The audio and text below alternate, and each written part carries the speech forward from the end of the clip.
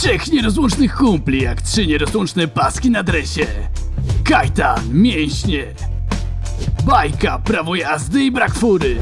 Katia, mózg. Nawciarz, mistrzowanie.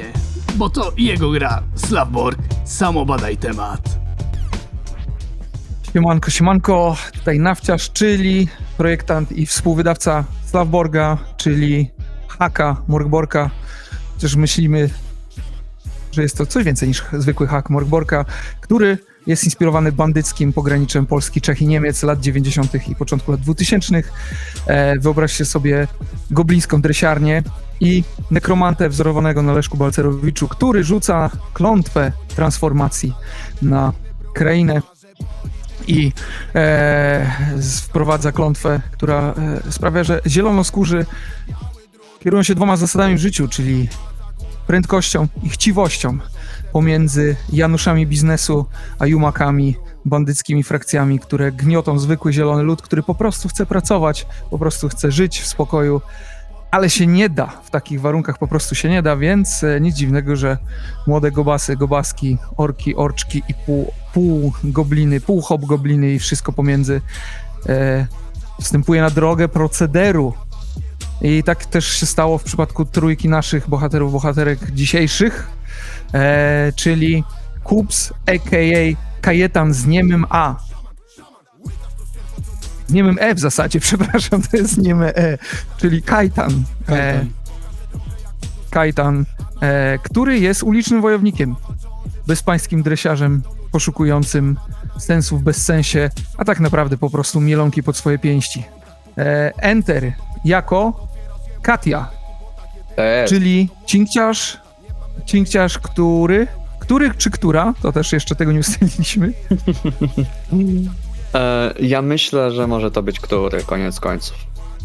Dobra, tylko tak, no. Katia, który... Rodzice bardzo chcieli, żeby to była ona, to wyszedł ona, ale imię zostało. Tak zwany nie wnikam w to, tradycyjny pieniądz został rzucony, więc ja nie miałem nic do gadania. Nie wnikam w to, czy byłeś socjalizowany jako dziewczynka przez pierwsze lata swojego życia, ale na pewno operuję różnymi walutami, zazwyczaj w niecnym celu.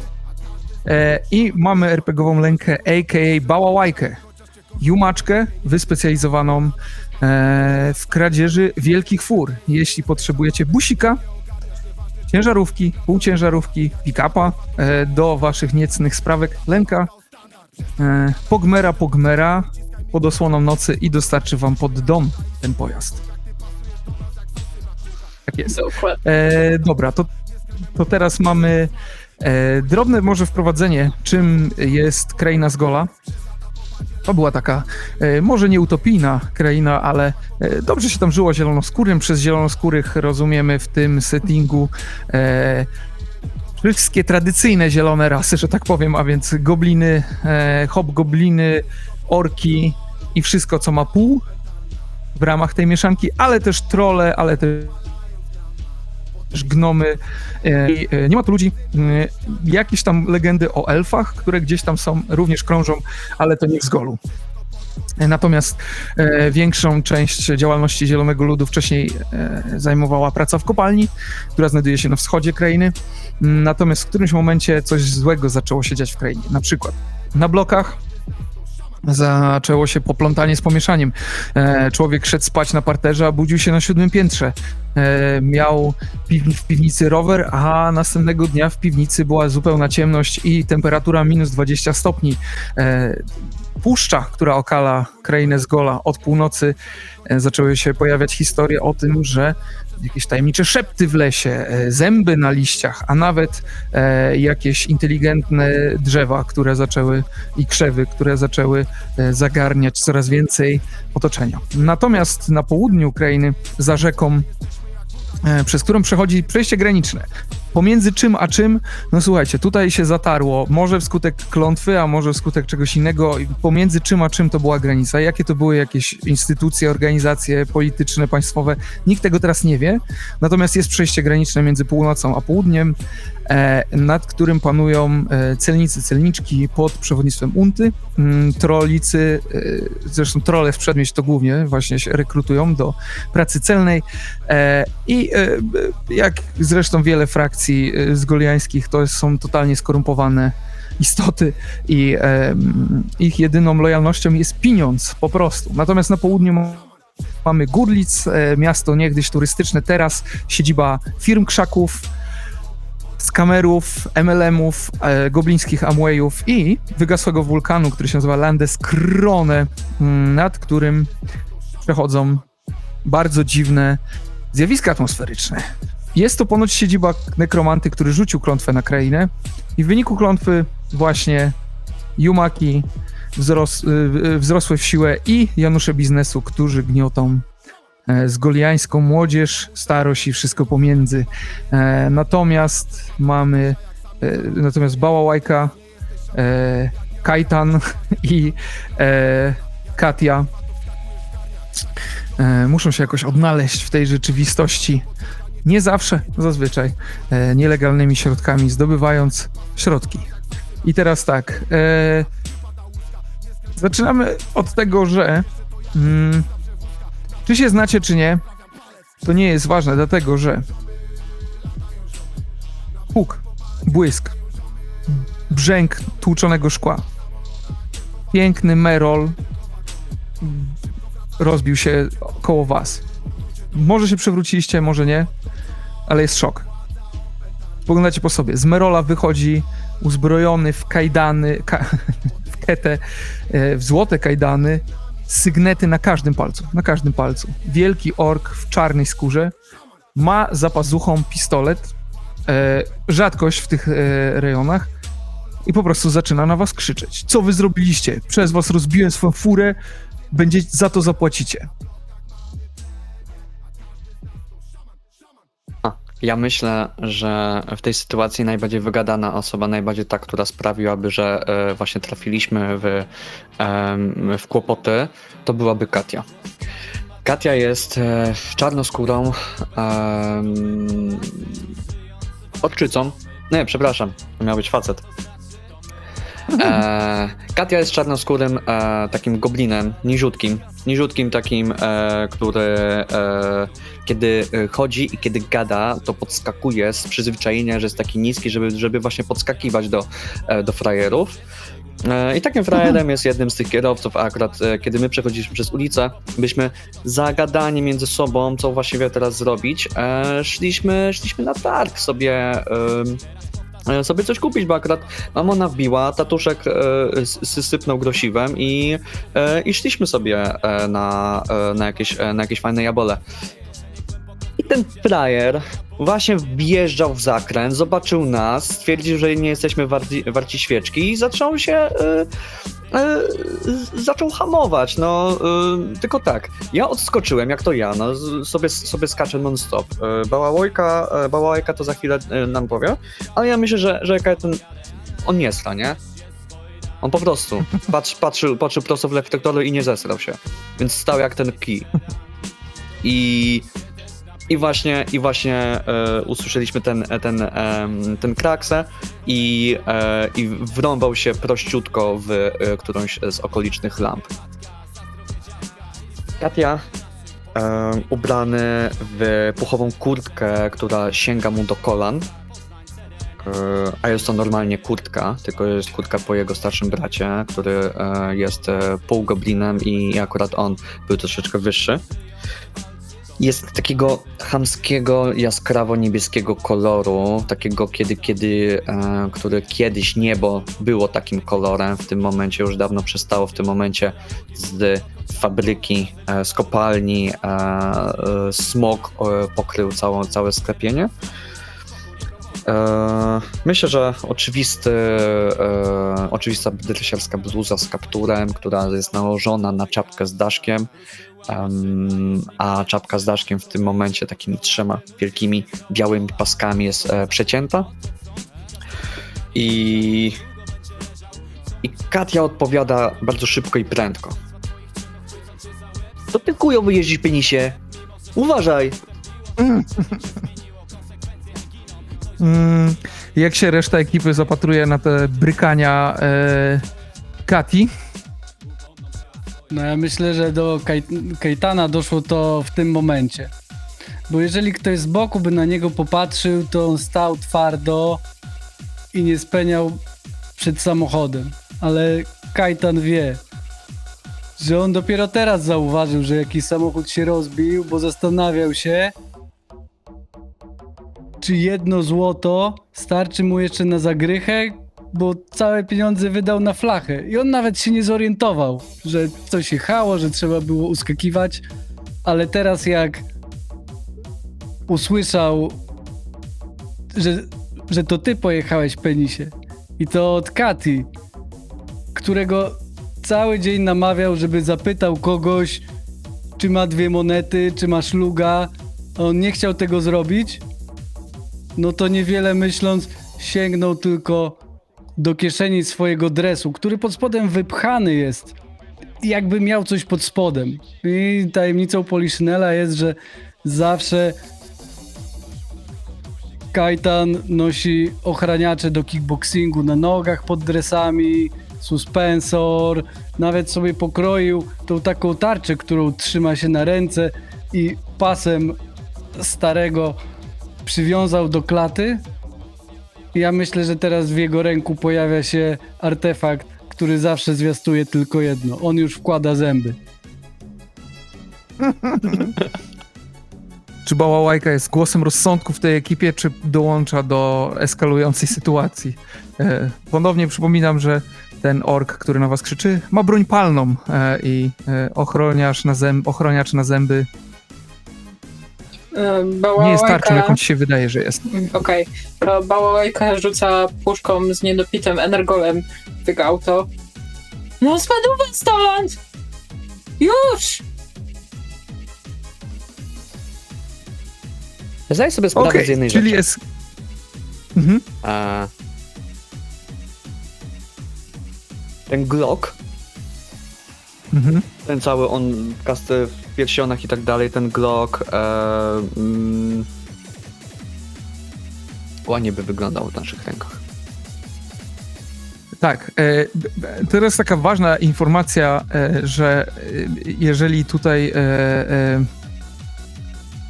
idziecie na konfrontację jako takie, wiecie, na najniższych szczeblach kryminalnej drabiny z Gola. Na najwyższym szczeblu jest niejaki Juby. To jest... jako takie Jumaki nie mają struktury, ale jest jeden, który jakby narzuca reszcie i to jest właśnie Juby. I jego podwładni, najbliżsi, najczęściej są uzbrojeni w broń palną. Więc jest bardzo, bardzo duża szansa, że ten ork, do którego właśnie podskakujecie na 3 różne sposoby w zasadzie, bo każdy z was robi to na własny sposób, podskakujecie prawdopodobnie do jakiegoś, wiecie, leutnanta czy kogoś bardzo bliskiego Jubemu. Robicie na własną odpowiedzialność, ale to w takim razie chciałbym usłyszeć, jaki jest plan rozbrojenia tegoż orka. Czy jeszcze mam pytanie do Bałałajki, czy ta puszka Energola była wcelowana w jakieś konkretne miejsce samochodu i lub orka? No pewnie w maskę. Myślę, że nie musimy na to rzucać, bo trafia rozlewając świecący neonowy płyn na wypolerowaną maskę i tak szczęśliwie bądź nieszczęśliwie, zależy jak na to patrzeć, że ta maska jest zarysowana, co oczywiście w kontekście całych uszkodzeń z wypadku jest niczym, ale bardzo rozsierdza tegoż zawodnika. Więc jaki jest tutaj plan dalszy? Ja myślę, że w tym eskalację, momencie, rozładowanie bądź... w tym momencie, kiedy Kajtan podpalony odwrócił się za głosem, ja myślę, że on bardzo szybko zauważył pistolet, a jakąś chwilę później doszło do niego, że to może nie jest... Wypluł szczękę, to może nie jest... On magnata. I w sytuacji, w której myślę, że cała nasza trójka ma tą wiedzę o tym, że jak to magnata, to jest od Zumy, Dobrze pamiętam imię? Juby. Juby. Od Juby to... Juby. Tą sytuację można obrócić tylko w jeden sposób. Pokazać, jakie kurwa mamy jaja. Jak berety. O, Więc okej. chcę odstawić tutaj szopkę, że cała ta sytuacja, że Kajtan nie speniał, że Bałałajka rzuciła tą puchą, a ja tak skaczę, to jest rekrutacja. To jest nasze takie nasze końskie zaloty w stronę tego, żeby pokazać, jakie mamy jaja i w sumie mogę to wypowiedzieć w takich słowach. Kurwa, znajdziesz mi kolejnych takich 3 kozaków, którzy nie uciekają od auta o Juby? Albo Jumaka Juby? Znajdź mi takich jeszcze. Jubego, myślę, że tak będziemy odmieniać, bo jest to Spoko. tradycyjny Juby, który na każdym osiedlu był. Obok Siwego, obok Łysego, zawsze był Juby, wiadomo. Czy reszta ekipy ma coś do dodania, albo jak reagujecie na te demonstracje arogancji, siły charakteru? Zależy, jak na to patrzeć. Ja myślę, że ja mogę wspomóc dobrym słowem i dodać, no,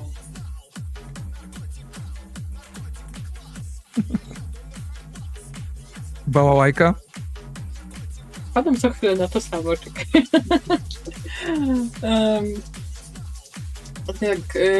Dobra, w takim razie myślę, że Bałajka trochę się zawiesza, jak załapuje, co tutaj w ogóle zaszło, nie? I trochę stoi z otwartą mordą i tak trochę ma laga mózgu w tej sytuacji, ale nie drze mordy ani nic, tylko siedzi cicho. I jak ktoś ją szturchnie, to pokiwa głową. Czyli się nie wyświetlasz. Natomiast no, tutaj chłopaki się wyświetlają wręcz jak neon naprzeciwko dworca. No to co? Myślę, że ten pokaz brawury wymaga rzutu na prezens w waszym wypadku, chłopaki. Bałałajka na spokojnie, nie? Też nie musisz tego robić, bo po tym jak Katia wygłosił swoją płomienną mowę, ten Energol zszedł na drugi plan, umówmy się, nie? Więc chłopy, rzucajcie na prezens. Dobrze. powiem ci tak, że moja postura nie przestraszyła zawodnika, bo ja mam 3. Widzę. Co się dzieje u Kati? Kiedy zniżamy poziom trudności? W ogóle jaki jest? Nie wiesz, jaki jest teraz. W sensie nie powiem wam, ale rzuć po prostu na prezens. Uznajmy, że to jest po prostu jak przekonująca była ta twoja płomienna mowa. Już wiemy, że w przypadku Kajtana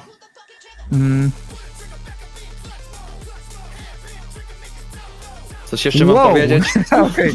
Mamy 20, naturalną 20. Słuchaj, ja myślę, że to jest tak. Ten... Ja myślę, że to jest kwestia tego, bo jak Kata się odpali, to on jest jak Katarynka, nie? On nie przestaje mówić i w końcu wymśnie mu się nazwisko starych pieniędzy.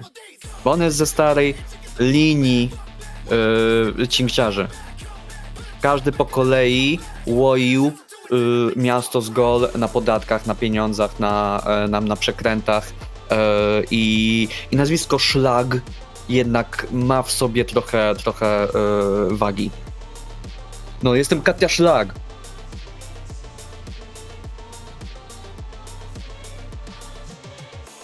Przede wszystkim to nawet to nie łączy się w ogóle w jego mózgu z niczym. A on po prostu jest teraz wbity w ziemię trochę całą tą sytuacją i mówi tak, no dobra, słuchajcie, trochę zaczęliśmy na złej stopie, ale się dogadajmy.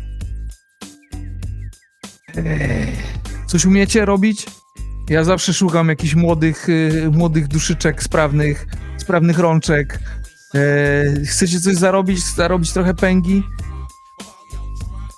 No, ja na mamonę zawsze chętny, a tutaj kolega Kajetan, to jak on przyjebie, to nie będzie co zbierać, a Bałałajka to jest taka kierowczyni, że jeszcze tym wrakiem jeszcze tym pięknym wozem to dowiezie nawet do hangaru, do mechanika.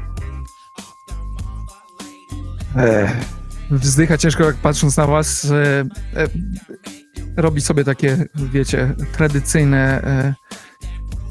tradycyjny gest.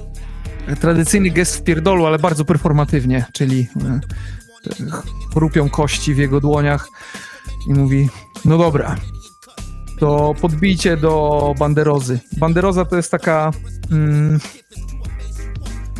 nazwalibyśmy to mordownią. Technicznie jest to bar, natomiast myślę, że adekwatne określenie to mordownia. Mówi, podbijcie do banderozy wieczorem, coś tam skminimy. Mówi, tylko co ja, kurwa, teraz zrobię z tym furą? Ty, bałałajka, słyszę, tutaj koleżka cię przedstawił. Dojedziesz tym gdzieś?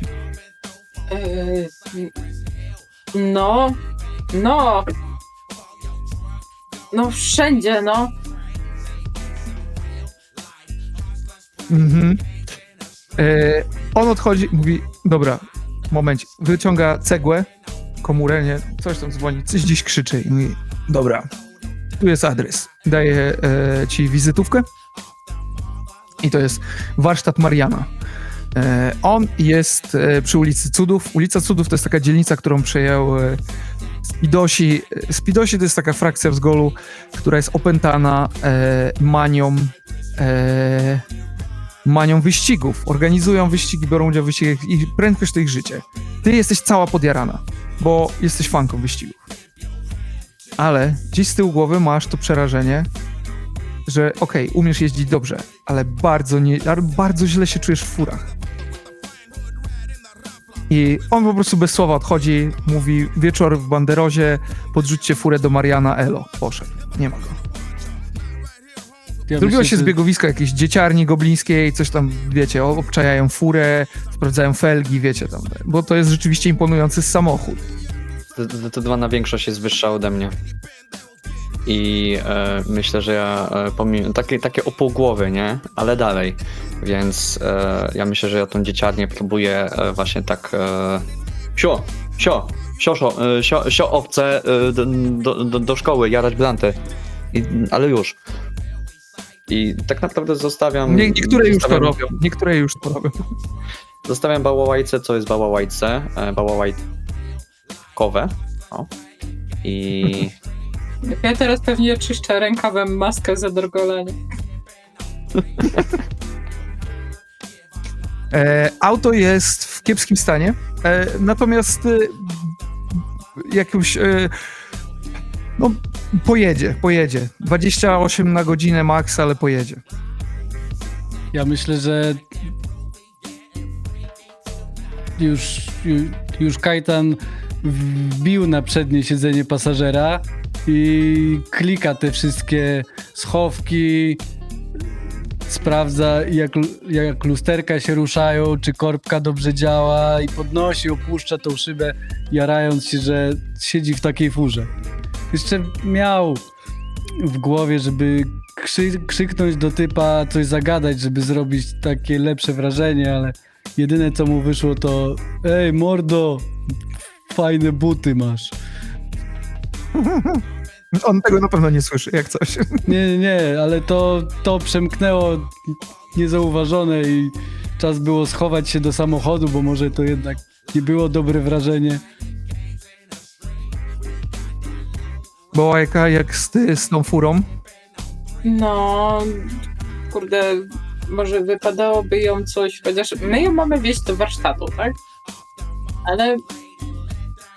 Ale może gdybyśmy my coś wcześniej już w niej poprawili, to może byśmy sobie wbili parę punktów. Ale w sensie poprawili, że jedziemy gdzieś komuś zajebać i żeby było szybciej, to mamy furę, czy poprawili, że co? Że, no bo ta fura mówisz, że jest w takim stanie średnim technicznie, nie? Że 28 pojedzie? To my dobrze kminisz, bo jak... bo No. Marian pewnie będzie chciał jakieś base'y za to. To jak teraz troszeczkę podprawisz, to ja będę musiał wyciągać mniej z bolków z kieszeni, za które mi pewnie ten nie do końca odda, bo to no koniec końców Kajdan, no zjebałeś no. Stałeś jak ten kołek. Mogłeś odskoczyć. No. Zjebałeś. Dlaczego ja? No zjebałeś kops. Dlaczego zawsze to ja zjebałem coś? Ja nic nie zrobiłem. No właśnie. Tak wygląda całe twoje życie, tak wygląda całe twoje życie od dzieciństwa. Zawsze ktoś ci mówił, zjebałeś Kajtek, zjebałeś. Od rodziców, po znajomych, więc to jest nihil novi. Natomiast ważna rzecz jest taka, że jeżeli to rzeczywiście jest ktoś, kto jest postawiony przyjąłbym dosyć, to raczej Marian to będzie robił za free. W sensie nie zostaniecie skasowani za te roboty. Wiecie, z Jubem każdy chce, z Jubem i jego bliskim kręgiem każdy chce żyć dobrze, więc jak się prowadzi jakikolwiek biznes, to się po prostu daje mniej lub bardziej terroryzować tej ekipie i robić rzeczy za darmo. Natomiast co rozumiecie przez to, że na przykład chcecie sami gdzieś zacząć naprawę tego? Nie ma pośród was mechanika, mechaniczki, chyba że macie... O! Stop! Któryś z was ma Lenka, chyba ty. No. W sensie Bałałajka, ma znajomy Znajomą warsztat. dziuplę, no. Może to jest ten trop. Więc tutaj nie wiem, jak uważacie, co chcecie z tym zrobić, bo to rzeczywiście może wam coś poprawić, jeżeli Marian dostanie już naprawioną furę, albo nawet już ulepszoną, kto wie, ale jaki jest wasz plan na to? No nie wiem, no wtedy sława, pieniądze, wielka kariera, podbijamy w rankingu po prostu, nie? Na osiedlu. Nie? Może... Co myślicie, chłopaki? Ale że ty chcesz Chłopaki. to naprawić najpierw? No nie wiem, no jakoś podrasować, nie? Że jak przyjdziemy i się okaże, że auto jest bardziej spoko niż nam zostawili, to będzie, że jesteśmy no spoko goście, nie? Możemy takie ognie namalować na drzwiach tak przez cały ten. Zajebiście to wygląda. Ja widziałem tydzień temu, ziomek takim zajechał. Szprayem co prawda to robił, ale i tak super kozak wyglądało, ekstra klasa. Szybszy jest wtedy, mówił. Co robicie z tą Łajka. furą dalej?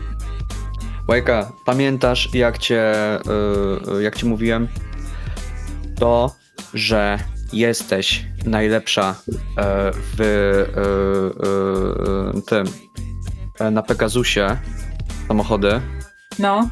to znaczy, że tutaj też jesteś najlepsza. Prosta sprawa. Tam się nauczyłaś, tutaj dalej jeździsz. Zapomnij o tym, że to jest jakaś puszka. Otwórz sobie okno, nie wiem, jak ci przewietrzyć trzeba, ale... No wyobraź sobie, że jesteś teraz przed telewizorem. To jest najlepsza nauka. Dobra.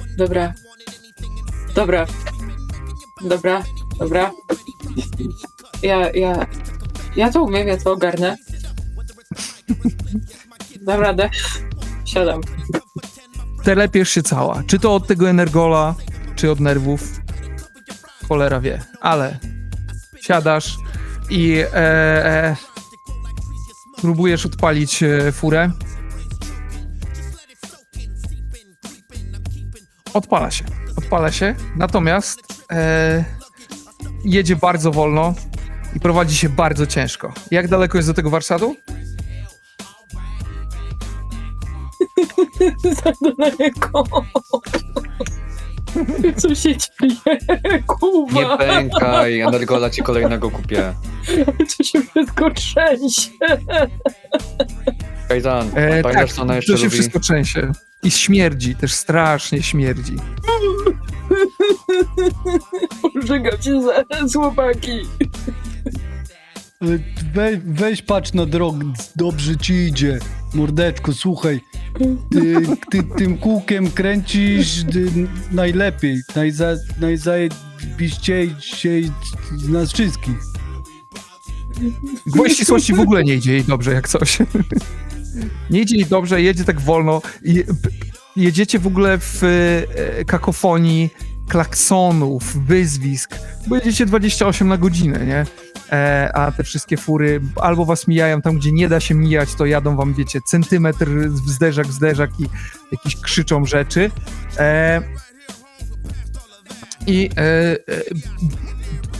Zbliżacie się do skrzyżowania, na którym stoi psiarnia. Widzicie, że te niezbyt bystre ryje już zaczynają powoli obczajać was.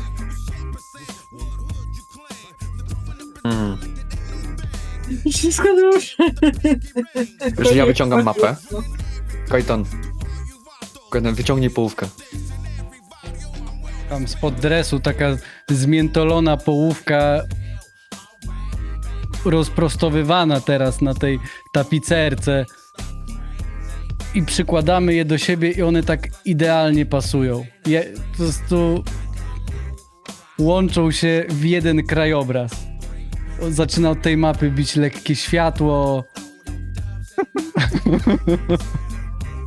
Taki lekki zielonkawy gaz, jakby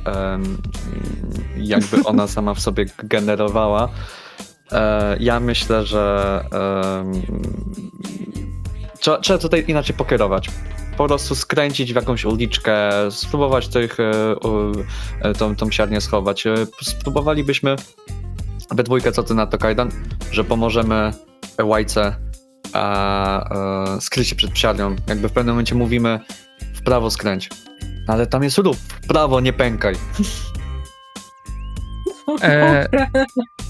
Łajka, to ten gaz i to światło, które oni tam wydobywają z tyłu, nie wiesz za kółka, co oni tam robią, ale to jeszcze bardziej po prostu twój niepokój i to wszystko wzrasta i rzuć proszę na zręczność, bo zaczynasz powoli tracić panowanie nad tą kierownicą, mimo że jedziesz 28 na godzinę, ja wiem, ale to jest po prostu za dużo, to jest dla ciebie za dużo, ta cała sytuacja to jest za dużo. Rzuć proszę na zręczność lub na prezens, co czujesz bardziej? Czy chcesz opanować tę sytuację siłą umysłu? Czy wiesz, czy fizycznością właśnie, czy tutaj siła, czy tutaj twoje ciało reaguje, czy tutaj twój umysł reaguje, lub dusza, nie wiem jak na to patrzeć, ale to wybierz sobie, czy wolisz zręczność, czy agility, czy prezens. Zręczność, bym spróbowała zręczności. Nie, To jest już, cały czas próba opanowania tego. Dzięki za radę, jeszcze lepiej, nie? Pewnie No robię właśnie. to, co ja... Pewnie robię to, co zwykle, gdy ja prowadzę i pełen gaz, jak skręcam. Możesz użyć punktów cwaniactwa, żeby przerzucić ten rzut, ale dla dobra lolów nie musisz. To jest... Może dla dobra lolu. Chłopaki, ja mam muszynu przy sobie. Musimy stąd odjechać. Panie władzo, nic nie ma. Właśnie kiedy to mówisz, samochód bardzo powoli zaczyna się ocierać o policyjną sukę i zatrzymuje dokładnie, kiedy wasze okno jest na poziomie okna radiowozu, czyli tej suki, więc patrzycie do góry, a tam taki niezbyt lotny troll spogląda tak na was i mówi: o kurwa. Wychodzi z drugiej strony trolica w mundurze i prosi o dokumenciki. Prosi o dokumenciki. Wszystkich. I proszę wyjąć wszystko z kieszeni.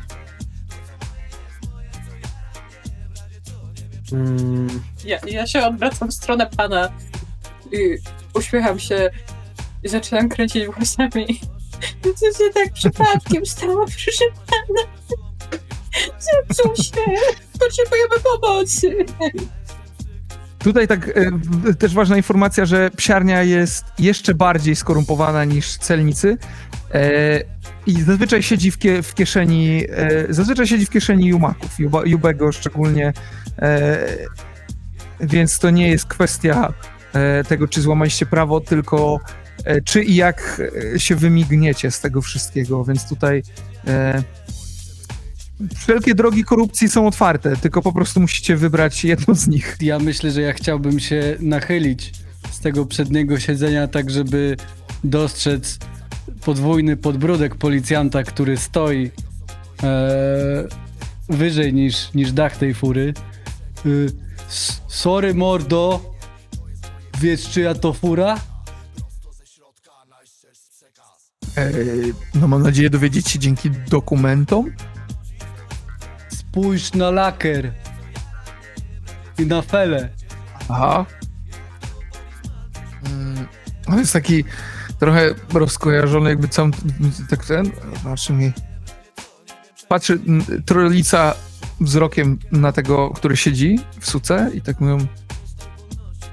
No dobra, Też to skąd was Ja bym chciał spróbować znaleźć w kieszeniach z tyłu. Jak masz takie za kierowcą, Za fotelami. za Tak. fotelami, Znaczy tak, w fotelach. obok, Mhm. tak, dokładnie. I najlepiej, jeżeli na środku właśnie, jak jest taki schowek pomiędzy fotelami, to otwieram go i mam nadzieję, że jest tam albo druga pukawka, która pokaże nam nasz status, albo jakiś dowód na to, że jest to od typa od Jubego. Mhm. Znajdujesz tam nóż myśliwski z wygrawerowanym hasłem Mamo, kocham cię na zawsze. Jest wygrawerowane na ostrzu. I keta złota, która ewidentnie na której jest napisane takim naprawdę uroczym foncikiem Książę z Gola. I oni mówią, dobra, okej, nie wiedzieliśmy, że jesteście z Jubem, okej. Potrzebujecie eskorty? Gdzie jedziecie w ogóle? Do warsztatu. Potrzebujemy na bombach pojechać. Przepraszam, co to znaczy pojechać na bombach? Nie znam tego. No te światełka włącz swoje. Okej. Dobra, no to oni wjeżdżają przed was, odpalają Wii U i jedziecie te 28 na godzinę.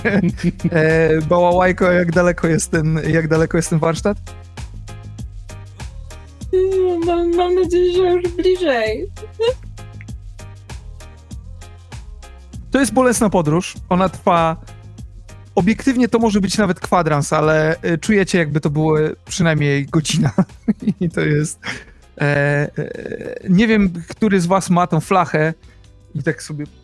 Aż tak sobie musi popić z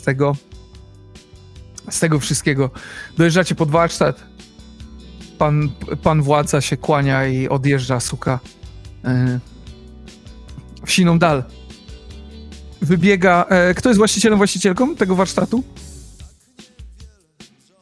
Janusz. No, Pan Janusz. Bałałajka. Tak, nie kto tam mylić, jest? nie mylić z To jest Januszami pan Janusz? biznesu. To nie. No tak, tam ci są Pan Januszek. Janusz może tam być. widzisz. pan Janusz to jest mój wujek przyrodni, nie? W sensie tak mama mówiła, że wujek przychodzi, nie? Gdy tata wychodził. Mhm. Okej. Tata już Już dawno wchodzi. wyszedł i już dawno go nie ma. Po te fajki poszedł, jak się No. domyślam. Właśnie. Pan Janusz wychodzi, on już ma fajkę, więc on nigdzie nie pójdzie, przynajmniej na razie. Ma fajkę w ryju. To jest taki mały, nerwowy gnom, który ma brodę do kostek. I widać, że ma jakieś takie kontrkulturowe korzenie, bo i ma zielony pasek zafarbowany przez tą swoją brodę. Być może nawet kiedyś był jakimś właśnie, wiecie, subkulturowym wariacikiem, teraz prowadzi ten swój biznes i mówi, wow, a co to się stało? To jak ja to mam wyklepać? Łajka, co to się stało? No wujek, ja nie wiem, co oni tam zrobili wcześniej, ale no ty umiesz, nie? Ty umiesz Zrobisz to dla mnie, nie? Nie, No wujku, zrobię, Łajki, zrobię, ale my to- bardzo prosimy. Panie Januszu, bo my flaszeczkę przynieśli. Ja myślę, że ja wyjmuję to pół litra i wystawiam mu. Jest odkręcone, lekko upite, bo przed chwilą trzeba było się napić. Kierowcy dać dla Moresu, ale prawie pełna. Czy macie jakieś specjalne życzenia dotyczące tej fury? Pojawił się tam gdzieś pomysł tych ogni? Bałałajka, ty jako osoba, której powierzył w zasadzie ten Jumak pieczę nad pojazdem, czy jakie tu są decyzje? Co jest? Czy idziemy w te ognie, czy macie jakieś inne pomysły? Jak to chcecie rozwiązać? Ognie, wiesz, takie, jeżeli masz tu gdzieś, to jakieś takie, wiesz, te zarąbiste, futrzaste kostki do środka, nie, bo to jest cool teraz, to musi być, totalnie. I wiesz, jak podkręcisz tak, żeby on po prostu tak głośno robił jak po prostu, no żeby słychać było na całym osiedlu, nie, i dłużej, więcej. Musi być głośno. Wiem, o czym mówicie. On z każdym kolejnym zdaniem oczy mu się podświecają coraz bardziej. Wybiega w ogóle jego córka. Jeżeli on był kiedyś subkulturowym wariacikiem, ona jest totalnie. To jest jakaś rejwerka, mała goblinka, nafurana, jeszcze w ogóle ma białe koło nosa. Będziemy robić. Na kiedy to ma być? No już. Szefowa, na kiedy to ma być? Na już. No bo wieczorem to musimy to odwieźć do Mariana, nie? No Okej. umiecie, nie? Wy jesteście najlepsi. Umieć to umiemy, ale wiecie jak to jest, że jest albo dobrze i długo i tanio, albo szybko i niedobrze, albo szybko i drogo i dobrze, wiecie jak to jest. Widać, że przeszedł jakieś szkolenie menedżerskie albo coś tam. Nie, no to żeby było szybko, żeby było no za tą flachę, to nie wiem, czy tak tanio, no i zajebiście, żeby te ognie były takie. Dobra, ja wam to zrobię. Ale jest problem, O, Jaki? bo policzę was za samą robociznę. Za samą robociznę. Lubię pracować z takimi furami, więc to za samą robociznę. Problem jest taki, że Olka tutaj i pokazuje na tą goblinkę przewiezioną, która już jakieś chyba 8 razy obeszła tą furę dookoła, zajrzała wszędzie. Bo ona ma przypał straszny. no co? Co zrobiła? Zresztą ty, Bałałajka, znasz ją. No tak. Znasz ją od dziecka. To jako dziecko to już był problem, ale ona później wpadła w towarzystwo takie gorsze. Zresztą no tu w Zgolu to trudno o lepsze towarzystwo, więc to było jeszcze gorsze. Więc to było najgorsze w zasadzie, można powiedzieć, towarzystwo. Narobiła długów, narobiła przypału. I ma przypał, po prostu. Tutaj lokalny jakiś taki właśnie lokalny zbój, lokalny dealer na ośce chce ją skasować już na tym etapie, ponieważ ma strasznie dużo długów. I Janusz prosi, czy nie moglibyście czegoś z tym zrobić? Dzisiaj jest w ogóle termin spłaty tego długu. Ten dług jest taki, że tego nie da się z pieniędzmi spłacić. W sensie to nie jest... ona w jasyr pójdzie, że tak powiem. Ona po prostu w służbę temu dealerowi pójdzie. Janusz nawet nie chce się zastanawiać, co to może znaczyć. Czy ona będzie musiała przerzucać dragi, wiecie, czy połykać w ogóle kapsułki i jeździć z tym przez granicę, czy coś tam. To jest... W każdym razie jest to mroczna przyszłość dla wciąż młodej osoby, która może zejść na lepszą drogę. Raczej nie zejdzie, ale wiecie, marzyć można. Więc Janusz pyta was, czy pomożecie w tej sprawie. Bo... Janusz sobie pyta, a ja otwieram bagażnik. Żeby wyciągnąć cokolwiek, co by Janusz mógł później znaleźć. I opróżniam w ogóle to auto właśnie z tego noża, z tej katy. I jeżeli coś jest w bagażniku, co też byłoby Fopa jakby zniknęło, jak nam wróci wóz, to byłoby niefajnie. I ja to mam w głowie. Dlatego z automatu mówię, tak, jasne, jakby pan już się nie martwi, nie? A kto to? No to jest moja przyrodnia kuzynka, nie? Nie no, pytam o tego frajera. No to frajer to nie jest moja przyrodnia kuzynka. Tak. Poczekaj, bo ja się zgubiłem. To kto komu wisi co? Kuzynka ma przypał. No, Za dużo. no, Zresztą ty jesteś zły z numerami, to dla ciebie to będzie abstrakcja. no. Więc tak. Kuzynka ma przypał, trzeba jej pomóc. No dobra, ale to u kogo ma przypał? W sensie jakaś ksywa, jakaś... Ksywa tradycyjna dla tego zawodu, czyli siwy. Jest to tradycyjna ksywa dla zawodu dealerskiego, czyli siwy. Siwy mieszka na blokach nieopodal. Zresztą mieszka to za dużo powiedziano, zazwyczaj siedzi na ławce przed. Kojarzycie w ogóle historię o nim? Jeszcze raz? Czy to są te zalesione dziczą bloki? To jest Manhattan. A, okej. To jest Manhattan, to jest największe osiedle zielonoskórych. To jest też taka siedziba, powiedzmy, takiego ciała parlamentarnego dla zwykłych gobasów i orasów. Zazwyczaj tam jest spokój, natomiast no, są takie postaci jak siwy, które zasilają lokalną ekonomię w taki, a nie inny sposób. Zazwyczaj przesiadują na ławce. Zresztą Bałałajka, ty pamiętasz, bo siwy jest twoim kolegą z klasy, który bardzo szybko odpadł z systemu edukacji na poziomie szkoły podstawowej i on już za dzieciaka nie miał równo pod sufitem i sprawa się tylko pogorszyła od tamtego czasu, więc mamy do czynienia z jednostką, która jest nieobliczalna, nie najostrzejszy ołówek w piórniku, ale groźna i bardzo, bardzo krótki ląd ma, że tak powiem. I przesiaduje na ławce, ma jakieś swoje otoczenie, na które się składają właśnie głównie orczki lubi zatrudniać do swoich robót. Często ulubioną bronią jego ekipy są łańcuchy rowerowe. To jest coś takiego. Być może dlatego, że jako dzieciak był brzydko nazywany określeniem pewną częścią roweru i postanowił się zemścić chyba za to. Okej. No dobra, ogarnij. Panie Januszu, czy ma pan może tu telefon? Do kolegi Tak jest, bym jest tam, zadzwonił.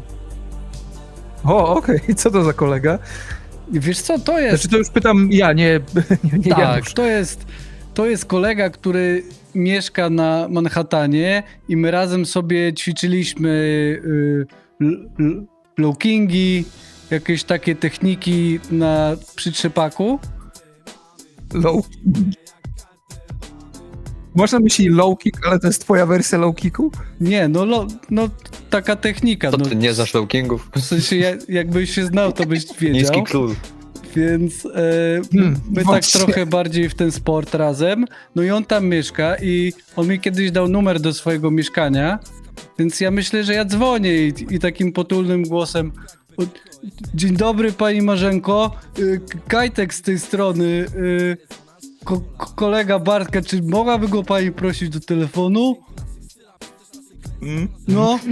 Dobra, zanim przejdziemy do tej rozmowy, do spotkania tych dwóch potężnych umysłów, czyli Poczekaj, bo ten numer został wpisany, ale czy to jest... Co wy robicie?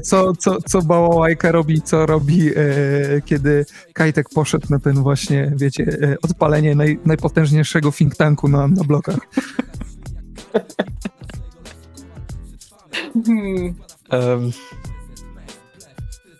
Nie no, nie wiem, co sobie do minie. Pewnie jeszcze coś tam oglądam przy aucie, czy tłumaczę wujowi, nie?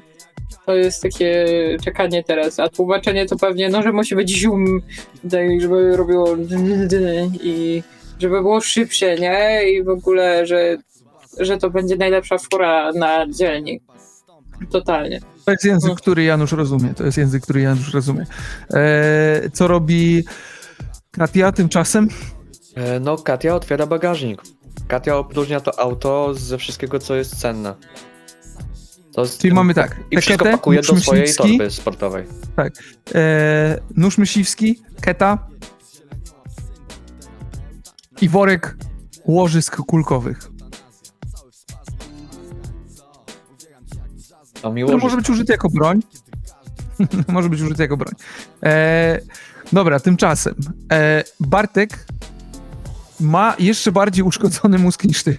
Jest po prostu, bo ty w którymś momencie swojego życia stwierdziłeś, że dostawanie w głowę to nie jest do końca styl życia, który powinieneś kontynuować, ale Bartek poszedł drugą stronę i on został bokserem.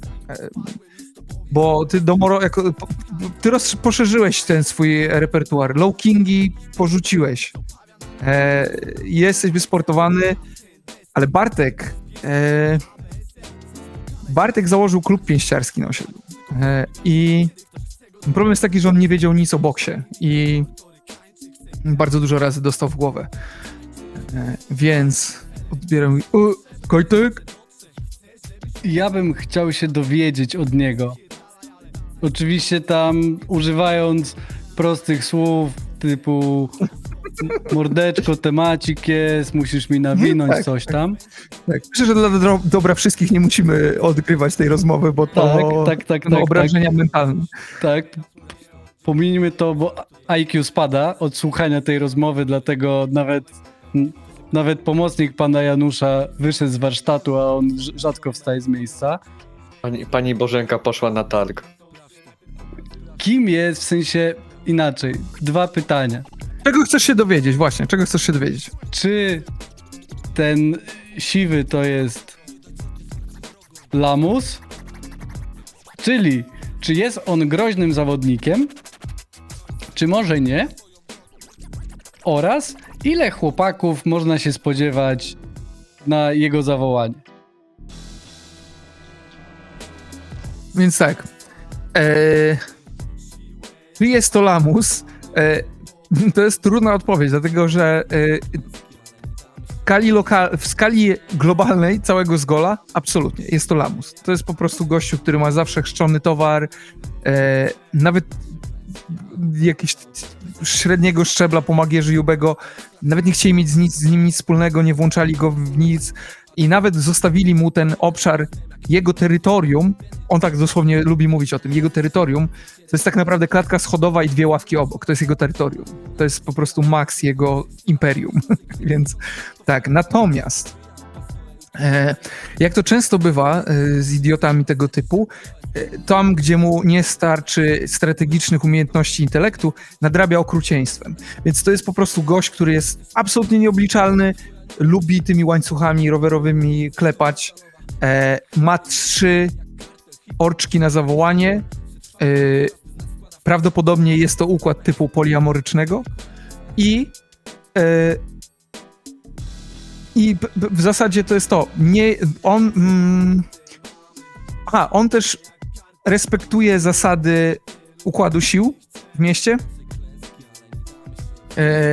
ale najbardziej jest receptywny na siłę. Po prostu to jest tego typu zawodnik. Możecie się zresztą domyślać, jakiego rodzaju archetyp ten zipek realizuje. Więc mamy do czynienia... No to jest taki, wiecie, no to jest taka... istota typu niewypał, że okej, leży sobie takie coś głupiego, ale jak wybuchnie, to jest źle, nie? Po prostu. Dobra. Więc tak to wygląda. Generalnie Bartek też bardzo chce się umówić z tobą na trening, więc to jest też coś, co bardzo ciśnie. I nawet powiedział, że jak jesteś na ośce, to on już schodzi. Wiesz co, nie. I tutaj Kajtek, odkąd on założył swój klub, to zaczął wątpić w swoje umiejętności. I tego Bartka tak trochę unika, tam czasem zbije z nim pionę, ale trochę boi się, że Bartek umie więcej. Bo w końcu w klubie to w klubie i zupełnie nie ma świadomości, że ten klub to jest taki raczej oduczający umiejętności walki niż uczący. To jest dosłownie Fight Club z polskimi dresiarzami, wyobraźmy sobie coś takiego. Więc tam przytaknął, że tak, nie, że on teraz to nie może, ale że on podbije do niego i szybko kończy rozmowę, po czym idzie przekazać informacje, zmieniając trochę ilość tych orczków, bo nie pamiętał, że tam jest ich mało i że w sumie to można im naklepać i pewnie jak się temu siwemu przylutuje bombę, to reszta ucieknie, więc temacik jest szybki, łatwy i że w sumie to nawet może być fajnie. To ja mam pytanie jedno. Okej. Tak. Ja mam pytanie do ciebie, Kajtek.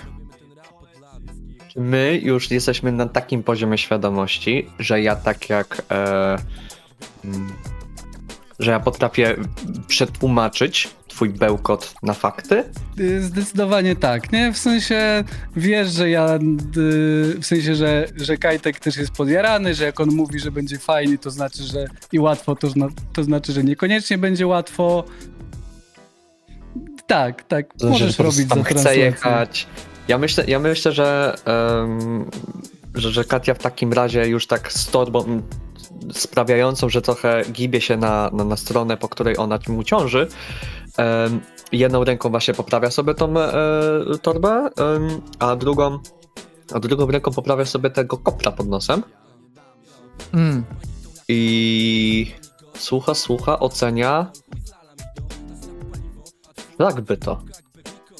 Wypowiadając jakby motto swojej rodziny. I zdaję sobie sprawę z tego, że nie wybije Kaidanowi tego pomysłu z łepetyny, czyli będzie musiał tam iść razem z nim. Ja myślę... Czy Bałałajkę przekonuje ten plan, bo widzisz, że chłopaki są już podgrzani. Oni już są tam gotowi. Znaczy, łączysz sobie w Kajdan głowie jest podgrzany, obraz. a Katia dopiero teraz sobie zdaje sprawę z tego, ile powinien za chwilę wycenia, na jak długo będzie na dwójce po tych wszystkich wiadomościach. Czy Bałałajka, ty sobie łączysz w głowie to, co mówi tutaj zawodnik jeden i z tym obrazem tego siwego, który pamiętasz, i widzisz, że kreuje się tutaj bardzo niebezpieczny scenariusz czy dołączasz do tej wyprawy? Jak w ogóle to widzicie? No chłopaki, ja nie pękam, nie? Ale może trzeba to jakoś zaplanować, nie? Bo No, nie, ja już mam plan. Słuchaj, bo ja mam taki... Ważne jest to, że ty podejdziesz do niego, my będziemy stali za winklem i ty się go zapytasz, czy masz luga, dobra? I obojętne, co on ci powie, czy on ma szluga, czy on ma szluga, czy nie ma.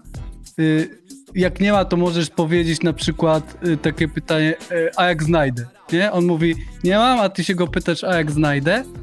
I jak on zacznie fikać, to my szybko wybiegniemy, on się niczego nie będzie spodziewał. Wow! Co to jest za plan, naprawdę? Dobra, słuchaj, No proszę Ja cię, mam lepszy plan. no zgódźcie się, no zawsze odmawiacie. Nie. Jakby Kajdan, to nigdy nie wypala. Zawsze to ja dostaję plombę, a ty potem idziesz cały uśmiechnięty, bo masz potem plomby na palcach.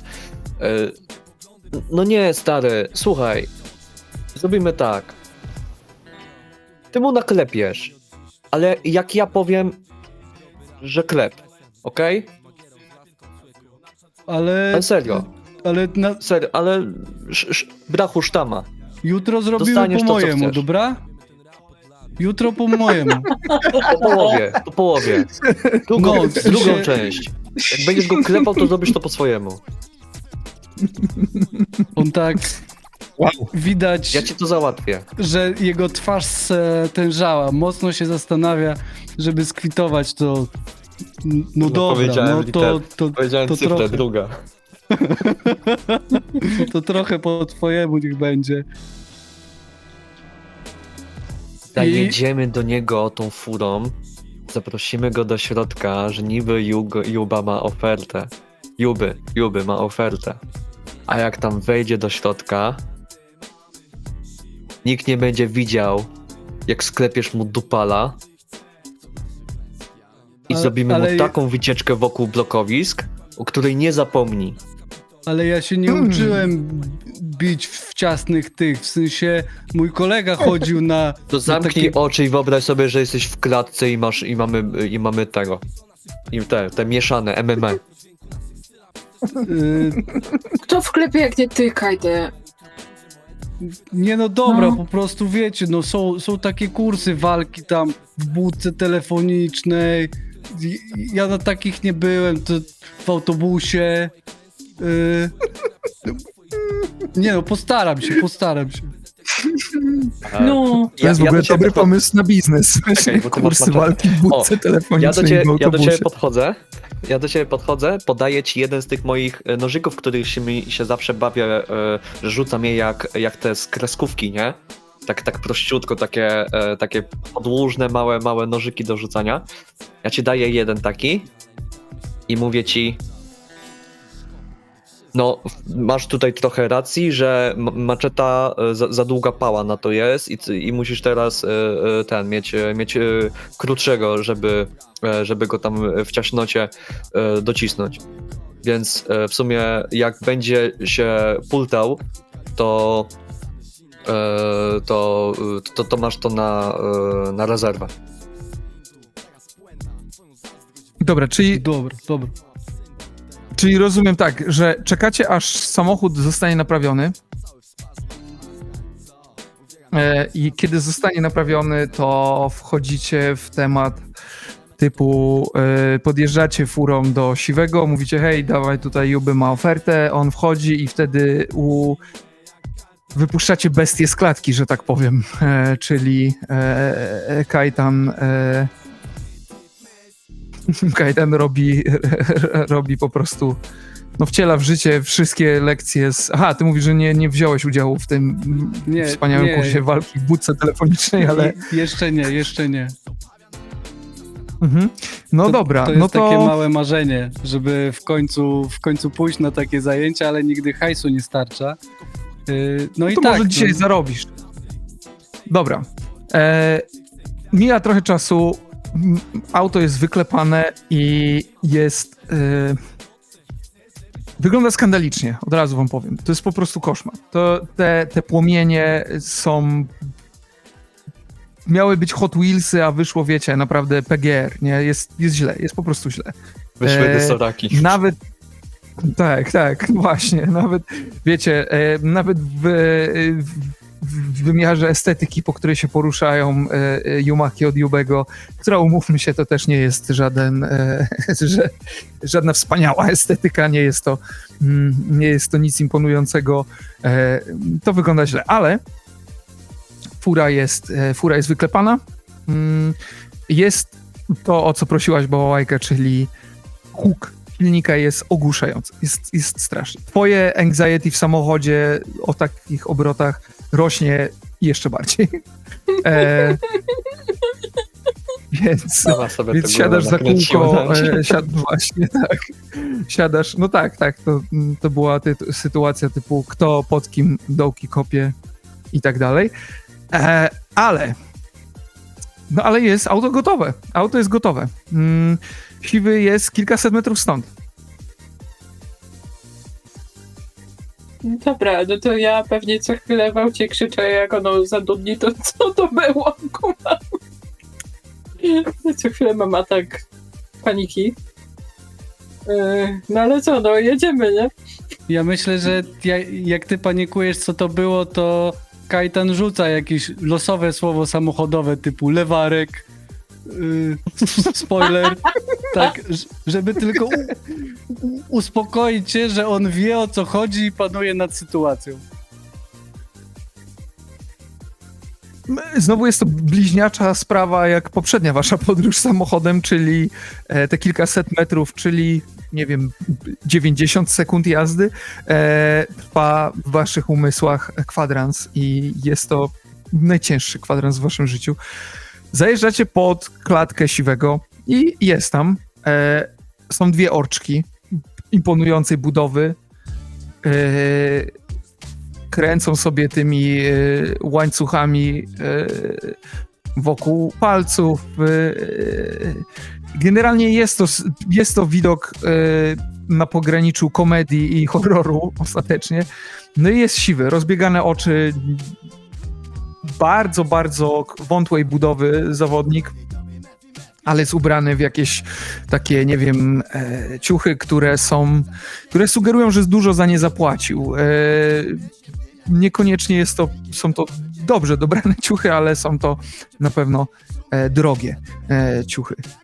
I zajeżdżacie pod tę klatkę i co dalej? W ogóle z okna na parterze, w oknie po prawej od klatki siedzi typowa snajperka blokowa, która, no wiecie, jakaś po prostu staruszka oparta o poduchę, która bacznym okiem ogarnia okolice. Po lewej stronie jest otwarte okno i leci jakaś odrażająca muzyka. Najwyraźniej wybór Siwego, bo on się mocno buja i bardzo wajbuje do tego jakiegoś, wiecie, orkstepu, takiego horrendalnego orkstepu. Mhm. Dobrze. Tutaj chyba wkroczę ja, żeby przekonać tego półgłówka do wejścia w nie swoje auto. Teraz musisz mi odpowiedzieć na dwa pytania. Po pierwsze, czy przez keta masz na myśli ketaminę, czy łańcuch? Łańcuch. Koda. Czyli biorę, jeżeli bałałajka pozwoli, to zajaram sobie jointa na odwagę i może mi to jakoś pomoże. Bo jak ona tam ma całą tą pakę Bushido, to ja myślę, że nie tylko mapa nam tam świeci na zielono. Rzuć na prezens, proszę. Dobra. Tutaj mam bonusy, więc może będzie lepiej. Jak używam cwaniactwa, to żeby zmniejszyć poziom trudności rzutu, to... O 4. Ale wcześniej czy potem? Wcześniej. Obniżenie rzutu, zadanie maksymalnych obrażeń przed, przerzut kości, anulowanie krytycznych powodzeń i powodzeń po, naturalnie, nie? Więc przed musisz zdecydować, czy chcesz wydać ten punkt cwaniactwa na obniżenie. Ja ci nie powiem, to jest test na odparcie skunowej paranoi, po prostu. Dawno nie jarałeś, wiesz, to jest... Zresztą sytuacja jest też paranoiczna dosyć, bo ten samochód jest, jeżeli się jechało nieprzyjemnie nim wcześniej, to teraz się jedzie nim po prostu, to jest jakiś horror. To jest tak, ja w ogóle skręta Bałałajka jest na w skraju aucie. Tak, Bałałajka jest na skraju płaczu cały czas. Myślę, że skręta robiłem w aucie, te 90 sekund ten było też bardzo coś tam świruje, wyboiste. gada coś do siebie. Bo myślałem, że umiem sobie ułożyć rolkę i nawinąć sobie z filtrem, tylko no, problem jest taki, że ja sobie liczyłem, ile razy sypnąłem, nie? Aha. Zamkniesz się w końcu, Okej. muszę od nowa. No co ten lewarek, czyli no teraz jeszcze raz zrobiłeś muszę, nie? po prostu zrobiłeś taki turbololka blancio. po prostu. Dobra, To jest dzięki, tak to jest zwany... ważna informacja w kontekście testu na paranoję. To jest ważne. Mhm. To A jest, więc rzucać to jest tak zwany manhattański ubot. I odejmuję sobie ubot, podoba 9. mi się. Odejmuję sobie, przepraszam, 4. Zrzutu. Okej, dobra. To jest łącznie dycha, bo mam +1 do prezencji. Czyli rzuciłeś i wyszło 10. Tak. Jak to jest za mało, to przerzucę.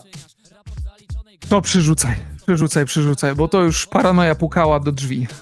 I to taka naprawdę sroga. Taka, że zacząłbyś gryźć kajtka. Jest ciut lepiej. To jest Co mamy, 11? 11. Okej, to jeszcze jeden i będzie dobrze. Także przerzucasz?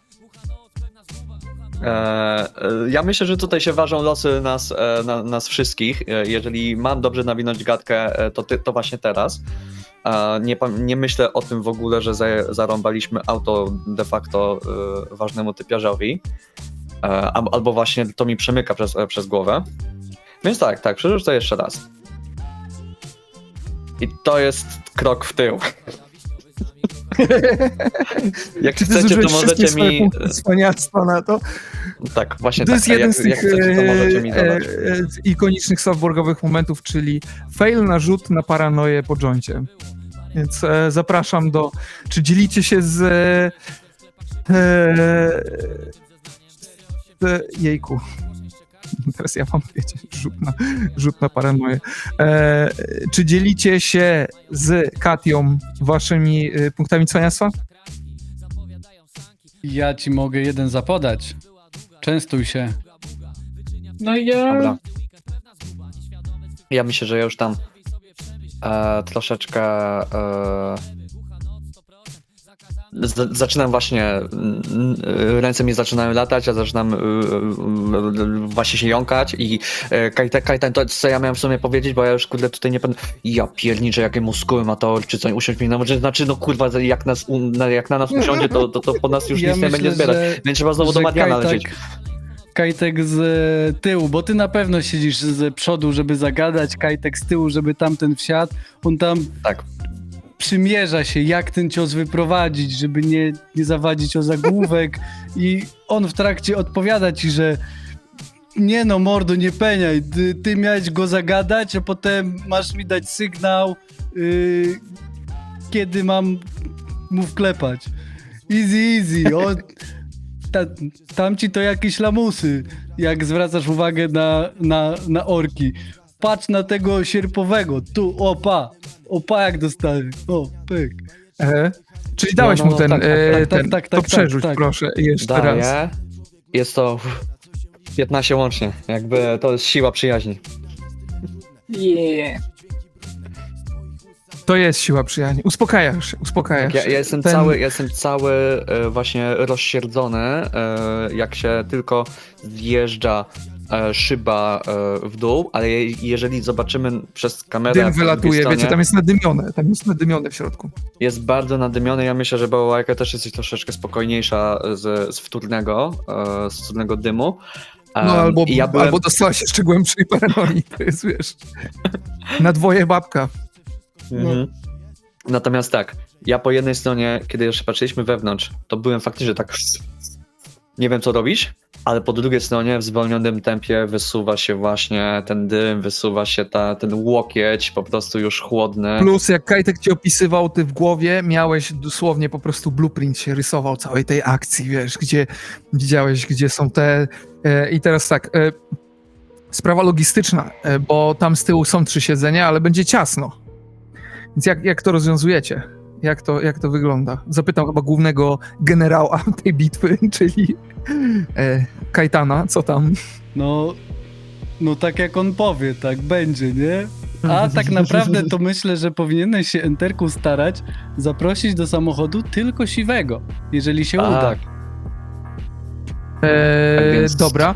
Więc to się staram. Jakie jest wasze, Bałajka, Katia, jakie jest wasza rola, wasze miejsce w tym planie? Co robicie, kiedy on zaprasza? Bo Siwy jest zainteresowany, mówi, o, zajebista fura, nie? W ogóle sam mówi, czegoś potrzebujecie? Wiecie, tam, coś tam. Znaczy, no, ja mu nawijam. Mam nadzieję, że Bałałajka sprawi się w swoim zadaniu, czyli po prostu bycie spokojnym na ten moment i nie reagowaniem na za chwilę bójkę siedzeniem z tyłu w jej aucie w tym momencie. Znaczy nie jej aucie, ale ona prowadzi, więc jest odpowiedzialna, ale nie ma presji. No ja na razie Natomiast- ładnie. Na razie Śmiało. się staram ładnie szczerzyć, nie? Że no jestem fajna świnia, nie? W aucie, że mnie kojarzysz z podstawówki, nie? Siedzę, uśmiechał się, pewnie, nie wiem, chyba zęba nie mam, czy coś tam, nie? I pewnie mam już rozmazane w ogóle wszystko po tym ryczeniu, czerwone oczy, nie? Potem coś napycha tej chorej, po prostu no, klezopie, Tak, nie? znaczy, no powiem wam tak, z zewnątrz ta fura jest całkiem niezła, ale w środku widok jest raczej przykry tego wszystkiego, czyli ten Kajtek, który siedzi w tych I napchanych swoich dlatego ciuchach, ja ty jarający, który cały czas się modli, Znaczy ty, ja się staram, żeby... bałałajka, która... Także Ja się jest staram, tam żeby grubo w pozory środku. zachować. Ja się staram, żeby właśnie dym zakrył kajdana, żeby dobra. ręka właśnie, żeby łajka O, była. okej. Tak, to wszystko Pogowory przemyślane. zrobiłeś, okej.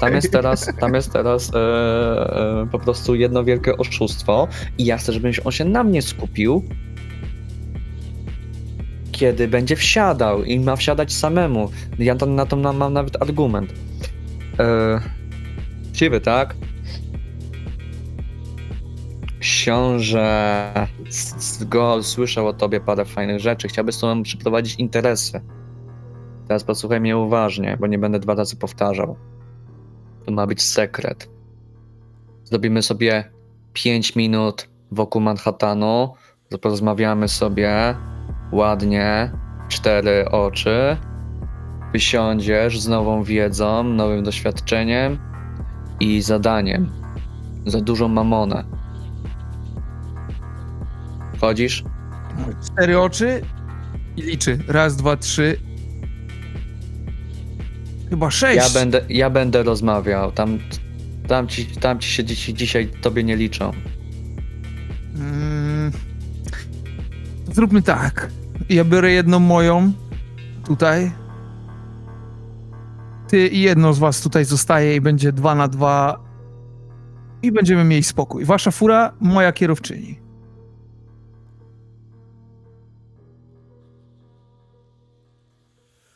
Zmieniasz? I ja mu chcę wejść na psychę. Okej, chcesz mu wejść na psychę? To rzuć na prezens, jak chcesz mu wejść na psychę. Wy też możecie, jak macie jakieś tutaj zadanie w tej konwersacji, to śmiało, nie? Tam na razie jest... Ode mnie, moim zdaniem, za tego blancika dostajesz punkt cwaniactwa, bo mi się to podobało, do wykorzystania. Dobra. A za samo to, że użyłem tego blanta, nic mi nie daje z ekwipunku? Co masz na myśli? No mam na myśli to, że zdałem test na to, żeby być opanowanym, wyluzowanym, więc teraz jestem pewniejszy siebie i mogę brzmieć bardziej przekonująco.